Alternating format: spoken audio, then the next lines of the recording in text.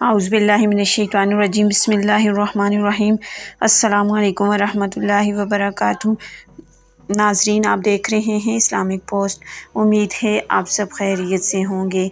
नाज़रीन, आज की वीडियो नहायत ही इंटरेस्टिंग है क्योंकि आज की वीडियो में मैं आपके लिए एक नहायत ही अहम और मुजर्रब वजीफ़ा लेकर आई हूँ।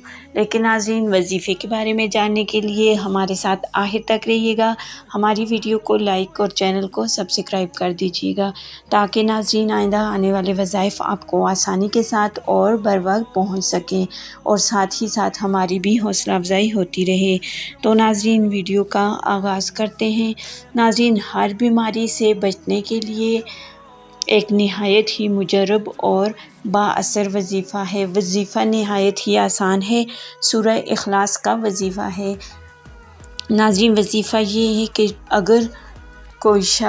अगर किसी शख्स को कोई बीमारी हो तो उसे चाहिए कि वो फजर की नमाज के बाद सूरह इखलास 7 मरतबा पानी पर दम करे और उस पानी को पी ले और 40 दिन तक ये अमल करे। इंशाअल्लाह ताला उसकी जिस्म से हर बीमारी दूर हो जाएगी, चाहे वो कैसी भी बीमारी हो। नाज़रीन, सूरह इखलास बहुत ही बाबरकत और मुबारक सूरत है और ख़ास तौर पर ये शिफा के लिए यानी हर बीमारी से शिफा के लिए नहायत ही मुजर्रब सूरत है।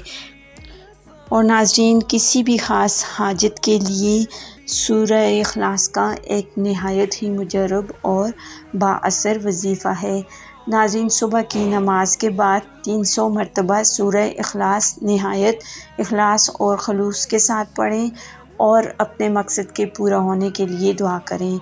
इंशाअल्लाह ताला आपकी हर दुआ कबूल होगी और आपकी हर मुराद पूरी होगी।